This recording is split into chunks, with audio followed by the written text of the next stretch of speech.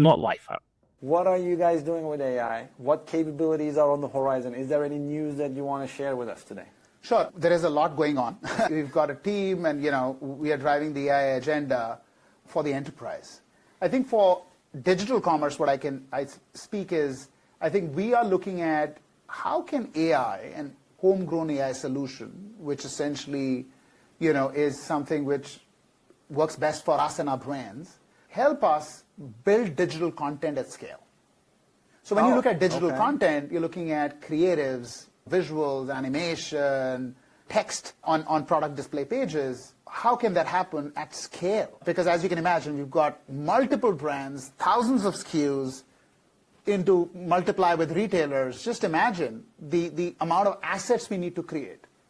So I think that's the way we are. So in AI should be able to, and I'm saying from a digital commerce lens, should be able to drive scale as well as quality, consistency. Yes, I would say.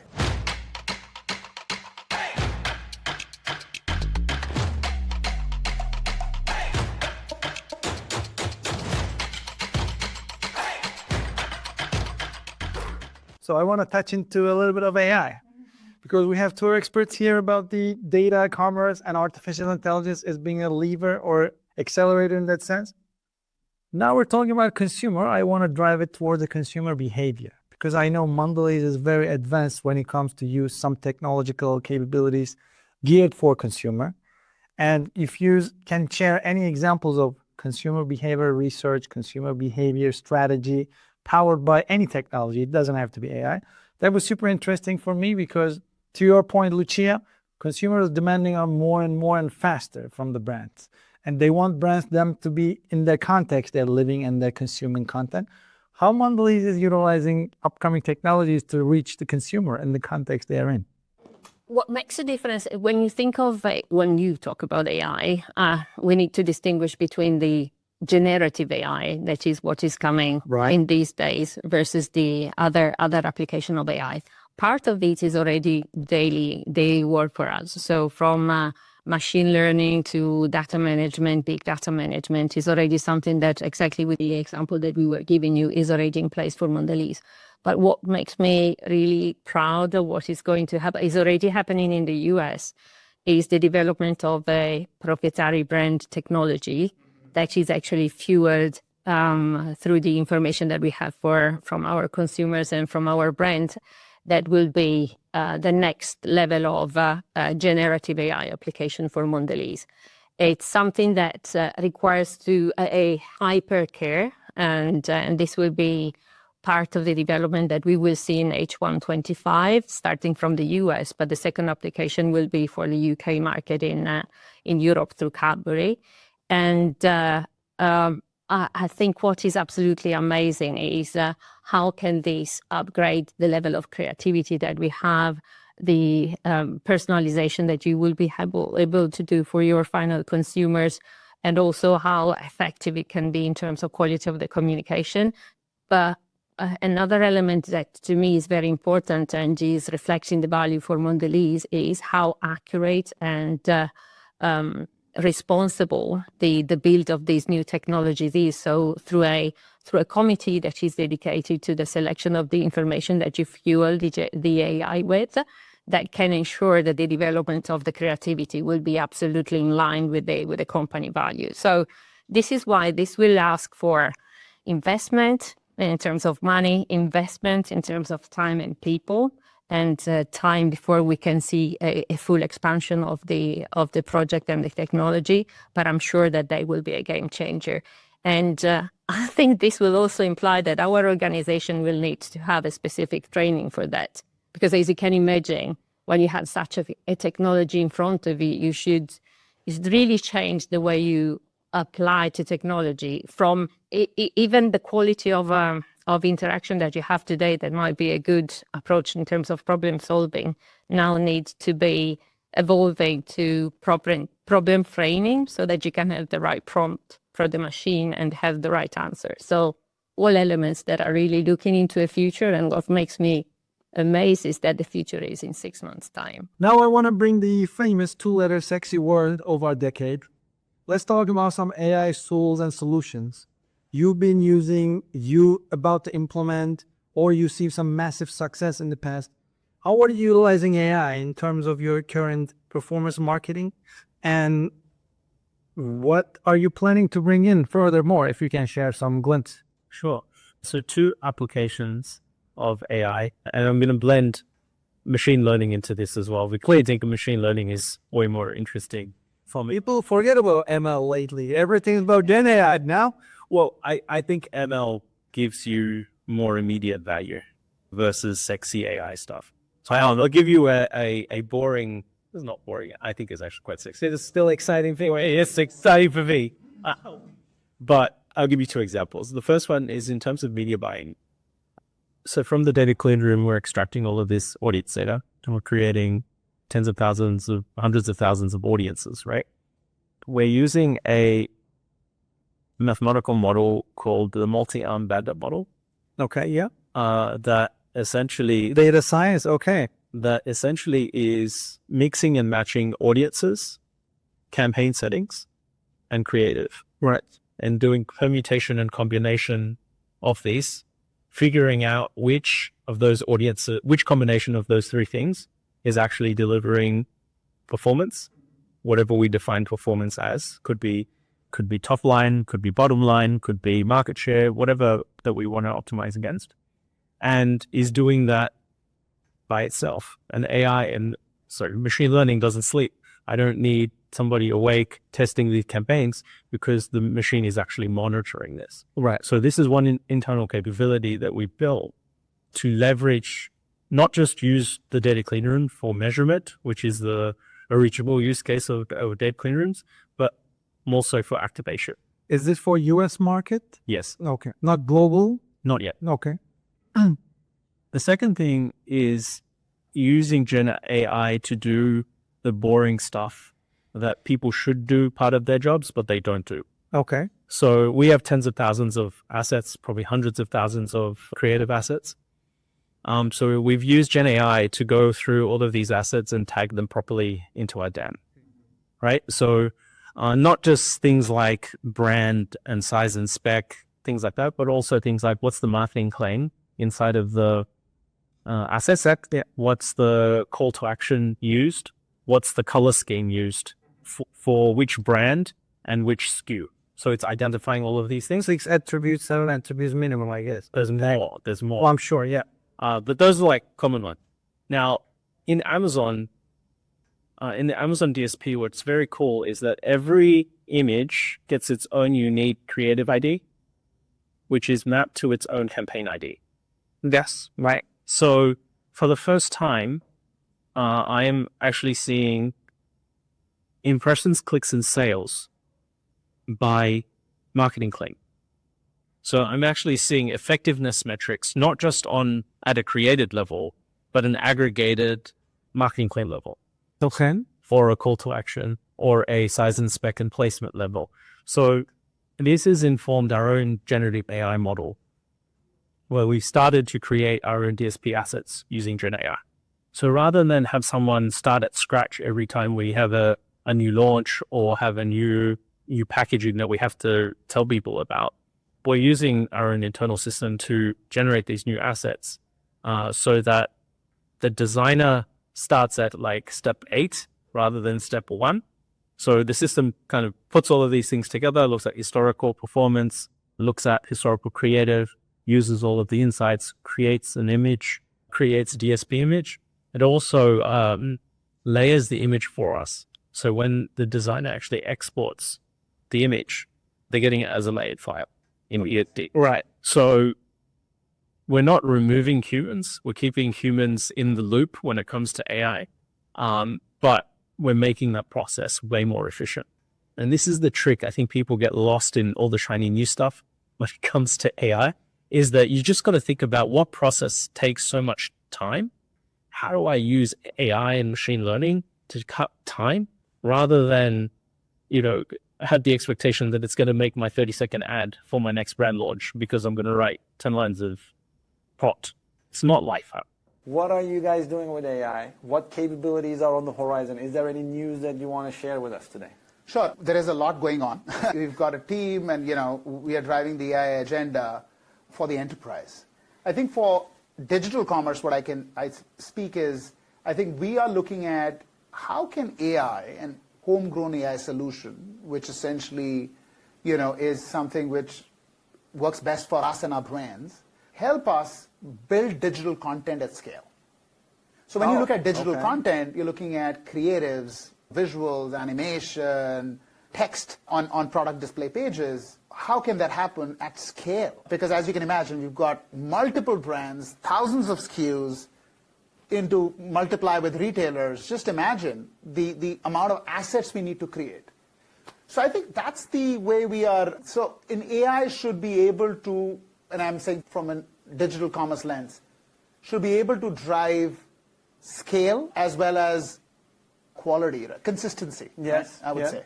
And that can only happen once the AI model understands the brands and what we call as the brand brain, and then brand brain, and then there is a commerce brain on that. So that's the way we are thinking. So I would say that is that's the way an AI can supercharge, your digital commerce, I would say ambition or growth ambition, right? Because then you're able to react to the market very quickly, right? And meet the consumer in their personalized and contextualized way. Correct. I think, personally, I also think AI can play a role which in planning, forecasting. It plays a role in digital. We talked about retail media just a moment back. Retail media, right? Optimization, and AI models can guide you on flight, because there would be signals coming in on weather and things like that automatically, and it adjusts your bidding and deployment. Price promotion. Correct. Tentpole events. So that is the future of how generative AI can disrupt digital commerce from forecasting, content, media, the entire ecosystem. So is this going to impact the entire brand portfolio, or is there any couple of brands and markets coming into life first that you can share at the moment, or should we wait? I can't share. Okay, we'll wait. But I can't share. But all I can say is that there are pilots in flight, which will essentially inform broader rollout. I think all of us know that nobody's been able to really build the full suite of AI capabilities in an enterprise for sales and marketing as yet. Everybody is in different stages of development. I think we are very clear that the role Gen AI plays for enterprise and for digital commerce particularly, and we are committed to that. The most famous two letters in the last decade, A and I, right? What is AI in all these initiatives? What are the hot projects or recent achievements you received because of the AI, artificial intelligence? Can you walk us a little bit through good example of AI implementation at Coke? Yes, so AI is like a big buzzword. Of course. If you're talking about AI, you have like predictive AI and you have generative AI. I think if you look at our organization, we do a huge job within automation. So if you're looking into our fabric, everything is run on robots. On the back end, our forecasting teams, it's only driven by AI. Right. Yeah, it's all machine learning. Machine AI, learning, and I think predictive forecasting. Yeah. But what we see now with the current trend of AI, especially generative AI, it's not only for the data teams or for specific teams who are working with AI. AI is for everybody. Everybody can use tools like ChatGPT. We're using Copilot, but it's getting something for everybody, and we need to help people in the organization. Is it losing its significance? Like 2 years ago, when running on a project supported by AI was an important thing. Now it's became the norm. So, okay, it's normal now. It's nothing significant about AI. So let's figure out how to learn it fast, and there's nothing big fuss about it. Is this where it's normal now? Well, I think we need to fully embrace AI, and what I also mentioned to people in the organization, some people are quite afraid of it. But what I just mentioned, we don't see it as a threat, but more as an opportunity. And exactly. Many people think, oh, does my role still exist within the next 2 years? And I don't think there's going to be a huge change in that one. But I truly believe if you're not walking with the latest AI tooling, somebody who does maybe we will replace you. Better get familiar with it. Yeah. And we provide the solutions, we provide the training, but it depends on the people if they are taking it or not. We stimulate people to use it. Encourage and train. Absolutely, and it comes back to the point what we discussed earlier about the learning and fail fast mentality. That's something you can learn as well with AI. It's amazing what you can learn if you just try it and use it. What I resonate AI with financial literacy, because finance here for the last 400 years since Adam Smith. Yeah. And if you don't learn your basic finances, if you don't know how to invest a little bit of money, how to save money, someone knows Finance 101 will come and take your money. Yeah. If you start investing on stock exchange without knowing the stock market dynamics, you're going to lose money. Yeah. So AI is a similar thing. Either you're going to learn and embrace it to become powerful, Indeed. Yeah. or you're going to be in threat for someone who's using it better than you. Yeah. And I think many people are fortunate working in these consumer brands, including Coca-Cola, including many others, who are giving these opportunities to their workforce. We're here to train you. We're here to empower you with AI, and we'll give you all the opportunities for career progression, better job outcome, better performance. So it's not only helping companies, it's helping individuals, but people need to be open and warm to embrace it at the end. So it takes two to tango. Absolutely. Exactly. Yeah. AI will not come and save us just because it's AI. No. Okay, exactly. How is Bayer approaching to AI or overall industry? Where do you see the industry's adoption? Yeah, Real solutions. Yeah, so I'll share a point of view Yes. that I have. I think you're right? It's one of those things where it's now kind of become a little bit of a buzzword, and I think people are, especially people closest to the work, they're like, okay, but how do I use it functionally? Yeah, exactly. Like, Show that me. sounds nice, but like, what can I do?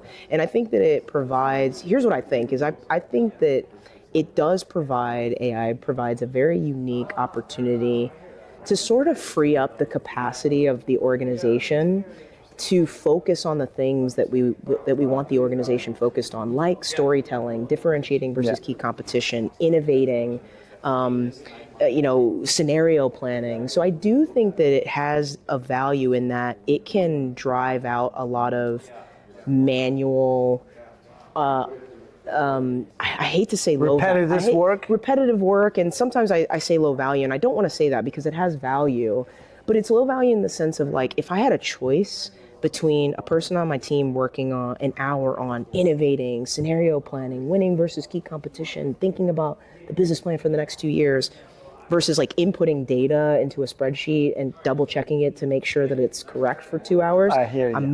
I'm definitely going on the right side. Big impact, big innovation. Big impact. So I really think that one of the less talked about functionalities of AI is it has the power to frankly free up capacity of the organization.